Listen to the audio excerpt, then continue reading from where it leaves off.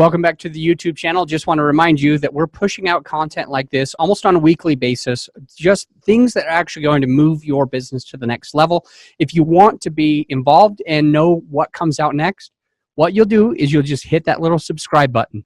Today, I'm going to be bringing in Karen Liz Albert, and what we're talking about here is how to actually benefit your small business to go further and faster. So we're talking about little things like SEO. We're talking about LinkedIn and how to build a LinkedIn profile that optimizes SEO so that people can find you, and other social media tips and tricks. So without further ado, here's Karen Liz Albert. Services or want to know more about multifamily and what Blue Spruce does, just come find me. And today for our host, Karen. Sorry, Come come on in. Perfect timing. All right, yep. And for our host or for our speaker today, Karen, she's going to talk about social media business, and I'll just hand the floor off to you. Thank you. Oh, that's good. You guys hear me okay? Fabulous. How are we doing? Okay. Good. Seriously, come on. How are we doing? You guys have full bellies, so I really do not want you falling asleep on me, so I'm going to keep you awake. Pay attention. Well, first of all, I just want to say thank you so much for coming here today and listening to little old me. I don't take that lightly. I know you guys are all very busy professionals, so I want to just thank you for taking the time out to come and spend the next hour or so with me. I will probably speak for about 40 minutes about that, and so then we can certainly have opportunity for questions, which there always tends to be questions after we talk about social media marketing. So before we get started, do you mind if I just tell you a little bit about myself? Who is this woman standing up here in front of me? Thank you. So I am Karen Albert. I am owner and founder of a company called Behind Your Curtain. So basically I make it look like you, but it's actually me behind your curtain. That's how that works, a little Wizard of Oz-ish reference there. So my background, I'm originally from Los Angeles, California. I've been here for a little over a year by way of Dallas. Don't ask. And before I got into social media marketing and started my own company, I was in the corporate world, worked for a software company for about 16 years, sales and marketing. And so that was all really exciting, making other people a whole lot of money, right? And you know, when we were dealing with marketing in the old traditional ways, you would put your copy together and then you would have to hand it over to the distribution, like the newspaper or the radio or whatever the media source is. And you were completely dependent upon them getting your message out in front of their market when they say they would, and then you had to pay that, right, as well. So in the mid-2000s, when Facebook came on the scene, I was like, wait a second. So I can put my message in front of whoever I want, whenever I want, and it's free. So I was absolutely fascinated from that perspective, from a marketing perspective.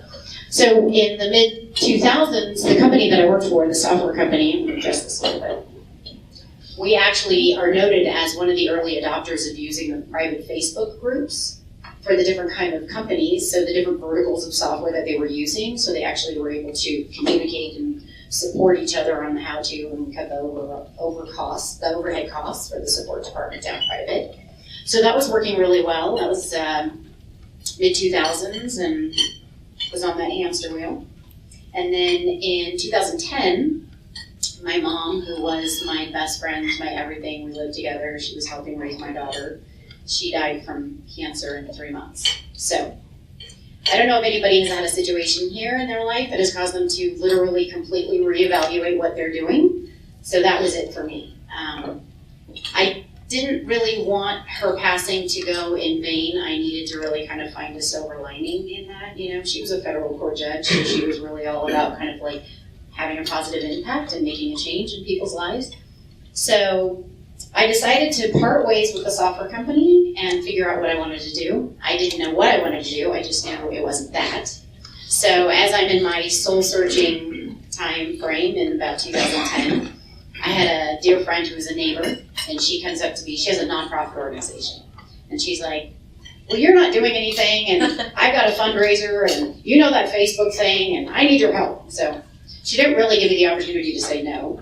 So fast forward 90 days, the event was a total success. raised lots of money, very successful. And the real estate agents that had donated the space for that event came up to me and they said, so how much would you charge to do our social media? I was like, I'm going to get right back to you on that. So that was opportunity knocking then, right? So that was like almost late 2010, 2011. And I stand here before you today just blessed and honored that I have been able to help hundreds of small business owners understand how to finally strategically use social media to convert 100% of the right customers into paying customers. How's that sound? Is that good or good? Good. All right, fantastic. So I really apologize because I didn't make enough copies, and I think there's a few of you that might be missing the worksheet that's been handed out. So I apologize, but I don't have any more. So please take notes, and I will make sure that I give you my contact information for those of you that didn't get the worksheet, because this is my copy. But we're going to walk through this worksheet today, and all the contact information is at the bottom. So if those of you that don't have the worksheet, please make sure that you get my business card so we can stay connected if you'd like to. All right, enough about me. I am here for you. So let's go ahead and get started. We're just going to jump right into this process so you can follow along with the worksheet. So there's 3 main points that I'm going to cover here today with you. How many? 3. Okay, good. You are awake. So the first point that I'm going to cover is I'm going to actually help you understand how to define a target market. And then the second point that I'm going to help you understand is how to find that target market on the internet.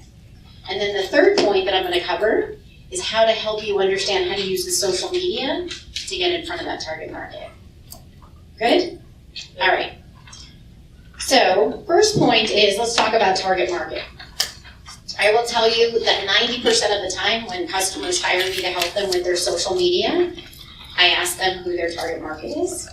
And they look at me like, everybody that needs my service? I'm like, okay, how's that working for you? Probably not so good. So the way I kind of give the analogy of when you are trying to market yourself to everyone is kind of like the ocean, right? So the ocean is really broad, very vast, very deep. So you're kind of a little fish swimming around in this big, huge ocean with all the other little fish. That's basically your competition that's trying to market to the same market that you're trying to market to. So what I like to do with my clients is I like to make them a big fish. So I don't fatten them up, but what I do is I like to reduce the body of water in which they are marketing themselves to. So I call that a well. It's very narrow and it's very deep. So I'll give you an example. When I was back in Los Angeles, I had a chiropractor that hired me to help him with his social media marketing because it wasn't working very well. So what do you think the first question is that I asked him? Who's your target market? And he looked at me like, hello? Spine, back, neck, like everyone? I went, okay, so how's that working for you? Probably not so good because you've hired me, right? So what I did is I spent some time looking at his existing customers, and what I discovered after spending some time with him is that he had been treating women between the ages of 55 and 75 that were suffering from fibromyalgia. That's a well, right? Now I didn't take away from how he marketed to everybody else, but what I do is I find wells. And the benefit of finding a well is that you get a niche that has a very specific need. You understand the need or problem. Once you understand the need and the problem, you can craft the solution and the message to get in front of that market because you understand the problem yourself. So for the chiropractor, what we did is he came up with $100 unlimited treatment for these women on a monthly basis. We got a single landing page with a domain name that was chiropractorforfibromyalgiatreatment.com. Bam. Used all the top social media channels, drove traffic to that landing page. He tripled his business. Again, I didn't take away from him marketing to everybody. All I did was I found him a well. So if you can start thinking about ways that you can create a well for your business, that's where you're going to start to see a lot more leverage and traction over the efforts that you're going to try and make using the social media channels. And I'll talk about that in a second. So on your worksheet, if you'd like to fill in, basically the definition of a target market is that it makes you what do I have on that first page? Let me make sure I get the right one. So broad market is very broad and makes you a small fish in a very big ocean. So that's the definition of a broad market. Makes you a small fish in a very big ocean. Target market is that it is very narrow and very deep. It makes you a big fish, right? So the goal is to help you become a big fish, and the way that you do that is we narrow or reduce the amount of water that you're going to be marketing to. So why is the target market important? Is that it's going to help you maximize your dollars to get more clients, which is what we all want. So there's another sheet on page 3.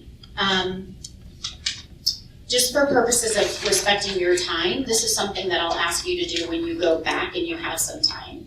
This is how you can find your well, is take a look at your existing clients. Write down your top 10 customers. These are the customers that you have relationships with. They will give you referrals. You almost have a personal relationship with them. Write down these top 10 clients and then start writing information about profiling these customers. Are they single? Are they married? Are they employed? What's their income? Where's the demographics? Where do they live? Are they college graduates? Are they parents? What's their age? Their race? Their gender? You'll be amazed once you start to profile these existing customers that you're going to see, oh my goodness, I never even realized that I have actually been servicing this particular profile type of customer. I did this to a real estate group last month, and a very young agent, he'd been an agent for just a couple of years, and he did this, and he went, I have been servicing senior citizens, getting them into their final home, and he never even really realized that. So you think now that he understands, if he's seeing a consistency, that he's being able to provide service to senior citizens, his message is going to be a lot different now, right? Because the need and a pain that you're solving for senior citizens is entirely different than a pain or a problem that you're solving for first-time home buyers or newlyweds. Newlyweds are great niches because you know exactly what their need is, the problem that you're solving. So spend some time thinking about that. And then also the psychographics. So psychographics is how they spend their time, how they spend their money. So are they food enthusiasts? Do they love wine? If they're parents, you know, their whole world is about their children. So the benefit of understanding not only the profiling of what these customers look like, but if you also understand quality of life and what makes them happy in your marketing, you can find articles that maybe can relate to their lifestyle. So really, marketing isn't always about us assuming that we know what the pain or the problem is. Marketing is about getting really clear on who your target market is, who that customer is, what they look like, what is the pain and the problem that you're solving for them, how do you make their life better? Because we always want to be selling the destination, right? Not the journey. So you're never going to see a commercial or anything advertising about how wonderful your plane ride is going to be when you get to Hawaii, right? No, it's about you got your toes in the sand and a drink with an umbrella in it.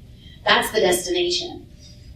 So when we did the marketing for the chiropractor, it was all about how he could make their life better. He understood the problem, right? Really clear. I get your problem. I can take you from this problem to this destination. And what this destination is going to look like for you and how wonderful your life is going to be once you get there. These women could have been strung up by their ankles for all they care. They just knew that he got it and he had a solution. Does that make sense? So spend some time going over that. That's going to be really, really powerful for you. Okay, so that's step 1. Understanding your target market. Profiling, get really clear on the pain and the problem that you're solving. So the step 2 is then how do you use the internet to get in front of that market? So there's always 2 types of customers that you are wanting to make sure that you are always taking care of when you are doing your marketing. The first one, which we basically call your social media community, those are what we call your buyers. So we call them a buyer because they're connected with you, right? They've liked your page, they're following you on Twitter, so they're closer to potentially becoming a buyer. So that's one community. The other community that you have that doesn't know about you yet, which are those that are searching on Google, we call those the browsers. So let's talk about the browsers for a second. So I'm Google, right? I'm at the helm. Someone comes up to me and is looking for flowers. Google goes and searches the billions of websites. Here's the first one, connects, off you go. And you're in the back and you're like, wait a second. I sell flowers. My flowers are way fresher than theirs, and I'm local and I have free delivery. And Google goes, guess what? Don't care, because you didn't do a good enough job of telling me that that's what you do. So how do you tell Google that that's what you do? I'm so glad you asked. I'm going to tell you. So what happens is on a daily basis, Google sends out these bots or spiders, right? And they go and they scan the billions of websites that are out there. Step one, what they do is they look at the domain name, 1-800-Flowers. It's pretty clear, right? So our job is to make sure that the marketing information that we put out there on the internet allows Google to effectively represent and position you based on the words that people are searching online. So step one is look at your domain name. Are you making it easy for Google or harder for Google to know where to put you? Step two is they then go and scan all of the content that's on your website. So if the words that are all on your website, again, are making it very clear for Google to know how to position you when someone is searching, call that Google juice. So you're going to go up a little bit closer to the front of the line. Then what those spiders do is they go and they scan the top social media channels. So remember how I said there's two communities you always want to be marketing to? The buyers and the browsers. So when you're actually using your social media channels, you're actually also helping the browsers because you're helping Google because it's looking at the content that you're using on the top social media channels. Does that make sense? And the content that you're using on your website and your social media should be talking to who? Target market, right? This is always step one. Who are we talking to? What's the problem you're solving? What's the pain that you're solving? Then you use the words that's going to be related in your marketing to the words that people are searching for you online. So I know you're sitting there and you're asking, so how do I know what those words are that people are searching online? You guys are so smart. I'm going to tell you. So there's actually two tools that I use, and they're free. So we like that four-letter word. So the first one is called adwords.google.com.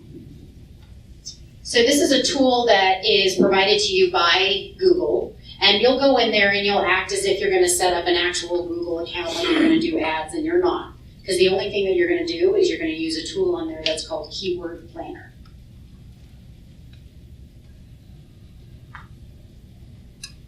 So the cool Keyword Planner, so it's google.adwords.com. Keyword Planner is the tool. So here's the really fun, Is google.adword or adword? I'm so sorry. Let me make it more confusing for you. adwords.google.com. I'm sorry. Thank you for clarifying. So here's what you do. You go in and you're able to identify the geographical area that you want to find out the words that people are searching for on a monthly basis. I highly recommend that you start as geographically narrow as possible. I'm all about narrow, right? Can you see the consistency? We're getting narrow with our target market. We're getting narrow geographically. Especially if you have a business where you really want to support the local geographical area. You do events in the Denver area. You could go down to zip codes in there if you wanted to. So you say, this is the geographical area, Google, I would like you to tell me, and you put in the keywords that you think people are using to search for your product or service. And Google then tells you the number of people on a monthly basis in that geographical area that are searching using those keywords. It's pretty cool.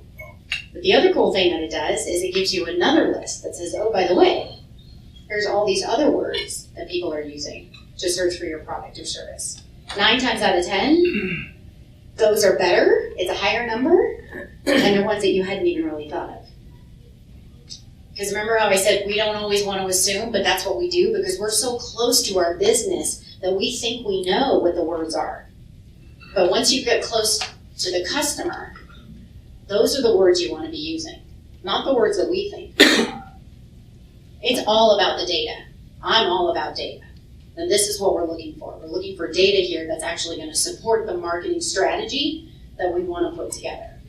So until you have that data first, you know who the customer is, what's the problem, and what are the words that those people are using to search on a monthly basis to find you. Then it's going to be a lot easier for you to start crafting some messages using those words, right? Because we've got the bots that are scanning the websites, and what are they looking for? They're looking for words that are going to match the ones that people are using to search for on a monthly basis. So, you had a question? You know, once you know the words, is it just that those words are on your site, or does it matter the frequency or how many times you use that word as well? Good question. So she's wanting to know the frequency of how you use those words. So I'm not going to answer that because I do answer that. Okay. But make sure that I've answered. Okay. That makes sense. Indirectly answering you. So once you get a list of those keywords, and I call it kind of the sweet spot.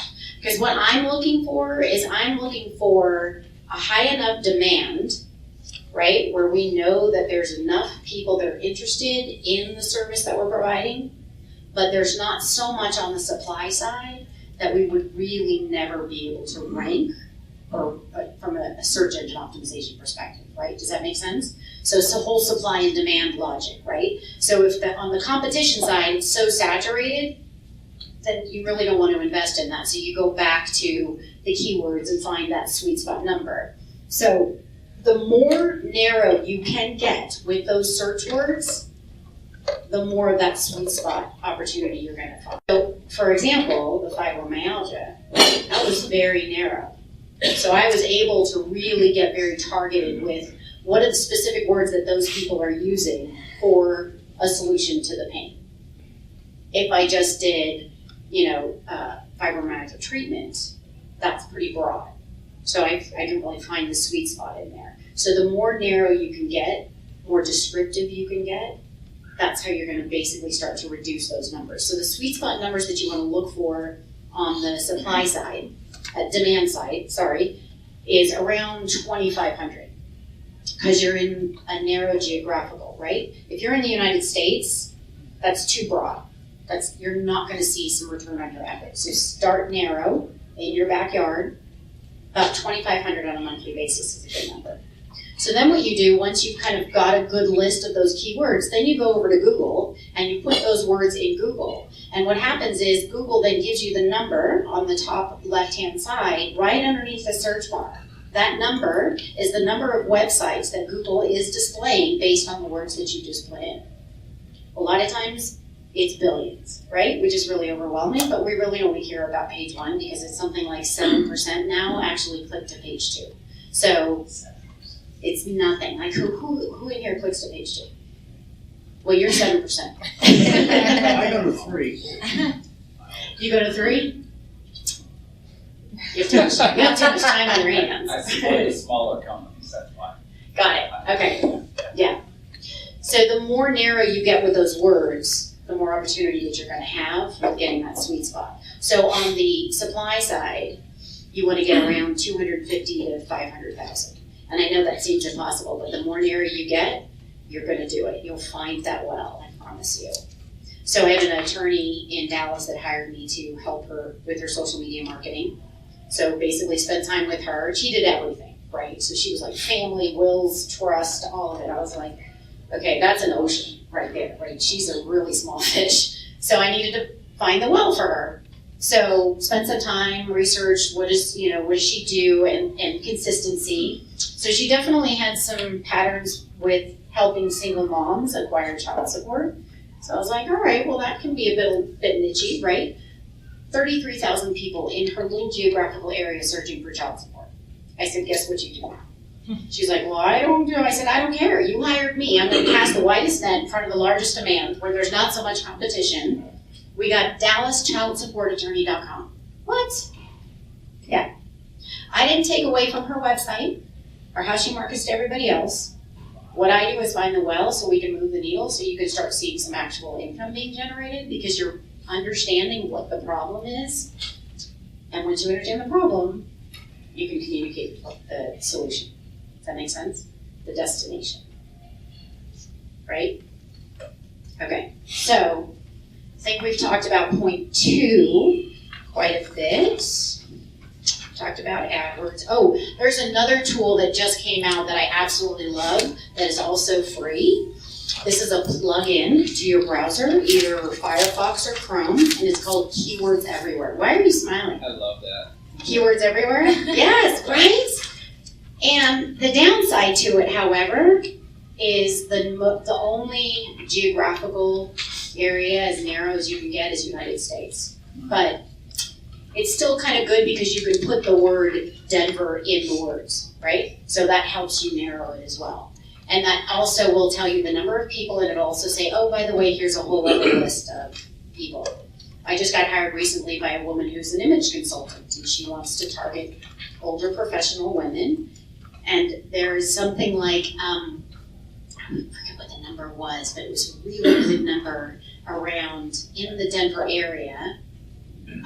It was women wanting to know how to dress to get a raise. I was like, oh, we're going to talk about that for you for sure, right? Because here's the other wonderful thing. Those keywords that you're going to get the list of, those are really great blog article topics, people. And why do you want to write blogs? Is because what happens is when those spiders or those bots go and they scan your website and they're looking for keywords, websites tend to be really static. We don't change our websites a whole lot. If it's static and nothing changes, those bots will stop scanning your website. It's all an algorithm. It's not somebody sitting there looking at it, trying to interpret it. So how do we feed the algorithm? You feed the algorithm by giving it new, fresh, relevant content. And the content that you add are blog articles. And if you're writing blog articles that contain the keywords that you know that people are searching, because it's also what? Addressing the problem of the target market. Does that make sense? Okay, so we've talked about target market, profiling your past customers. We talked about understanding how to find them and what are the words that they're using. So now we'll talk about how you use the top social media tools to get in front of that target market. So throw out a name of a social media channel. Twitter. You say Twitter? Twitter, what else? LinkedIn, Instagram, Facebook. YouTube. No.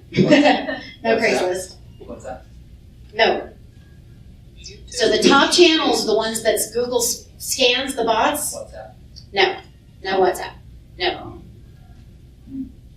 That's more of a communication type of a device, not so much social media. Someone else said YouTube.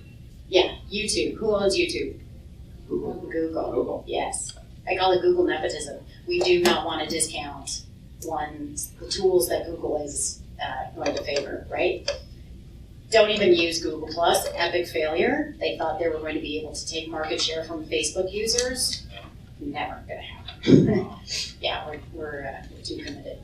So you've got Facebook, Twitter, LinkedIn, Instagram, YouTube. Yeah, not so much. They don't really gather too much information off of Pinterest. Not to say it's a bad one to use. Depends on where your demographic is, right? So again, if you understand who your market is, then you can look at what are the tools that we want to use, because not every market lives on every tool. So if you're what we call a B2B or a business-to-business type of a service provider, you probably want to focus your efforts a lot more on LinkedIn, not quite so much on Facebook. But again, it depends on the service that you're providing. LinkedIn is still hands down the most powerful network-to-network marketing tool. Ask chat. So the last, yeah. Excuse me, qualify network to network. What do you mean by that? Business-to-business networking tool. Yes. B2B. Yes, exactly. So here's the last thing that you do want to always consider as a part of the top social media channels, which most people don't really consider a social media channel, but The reason why I always incorporate it in a social media marketing strategy are the blog articles. So you write a blog article that you know is relevant to your target market and it's containing all of the keywords because you've done the research. You write a blog article, you share it on Facebook, you tweet about it, put it on LinkedIn, you can convert it into a little short video, all with links driving them where? To your website. So your website is the destination. It's really, really important that wherever you're sending them to is going to be consistent with the problem that you're solving, right? That destination is going to change their lives. So I've talked a lot about landing pages. Landing pages are not websites. They're a single page. You can't click off to go to another page. It's all about retention and getting them to convert. Conversion is picking up the phone, giving me your email, get the free download, whatever that is that you need in order to be able to connect with that person, that target market. Yeah, squeeze page is another thing. Although the concept behind squeeze pages was that it meant to squeeze you farther down into a funnel, and that's like 19. That's old. It's old. Not so much now. Really, you just want to create a single landing page that speaks to what? The problem, right? You understand the problem, you've got a solution to it, and you've got testimonials that speak to the fact that you have solved this problem for so many other people, and you're speaking to how wonderful their life will be as a result, and that they'll just want to stay connected with you. But that's the strategy. The whole strategy is just understand who you're talking to, what are the words that you want to use, using the top social media channels, containing those keywords, right? And driving them to your traffic. Driving them to your website. Did I answer your question for you? If you're using those consistently in social media, that's how it's going. Yeah, exactly. So was that helpful? Yeah? Did you guys learn something new today? Yes. Okay, fantastic. So would you guys like all this information in like a download guide where I've got actual charts and sort of my voiceover? I have that as a free guide available for you. Okay, so what I need you to do is pull out your smartphones. And you're gonna see what I'm doing for you here. I'm building my marketing list. So you're gonna send me a text message. So you're gonna start a new text message, and the number that you're gonna be sending the text message to is 26786. So that's the 2. It's 26786. And then the message that you're going to be sending to me is all one word. Karen rocks. Right? Because she does, right? ROCKS. Now once you type that in, spell check's probably going to want to make it 2 words. So before you hit send, fix it. It's got to be all one word. Doesn't matter about upper or lowercase. It's KARENROCKS. And you're sending that to 26786. And once you hit send, you're going to get a message that's going to come back with a link for you to be able to download that guide. So this is also a really great tool for any of you guys that do any type of list building. So Yes. to kind of circumvent this whole presentation, how do you get paid and what do you charge? Oh, I hate it when you ask those questions. Thank you for asking that. But hourly or? No, weekly I am not or hourly. I have different What do programs. you do? Thank you for asking for that. Do you guys mind if I talk about that? Do you have that interest as well? Is that okay? Okay. So I'm a strategist by heart and nature and design and love. As you can tell, I'm all about making sure that we are as effective as we can be when it comes to social media marketing. And so I work with companies to do basically everything that I just pretty much talked about here, is that we'll sit down together and I'll kind of take a look at helping you uncover target market, do all the keyword research for you, put that entire strategy together. So that's one option. The other is that I have a program that helps people just kind of get a facelift on their social media presence. So people might feel like they're good with it, they know who their market is, but they really kind of just need that boost. in their social media pages. And so I go in and kind of breathe some life to it, do some of that keyword research for you, optimize all of the pages over a 30-day period. We work together. So I'm kind of doing it for you and with you at the same time. So after 30 days, you're pretty well prepared to kind of go off in that sense as well. So those are kind of the two different packages that I have as well. So That's by the package, by the hour, or by it's by the package. So the strategy, if I do that whole thing, that's $2,400. The 30-day program is $1,000. Yep.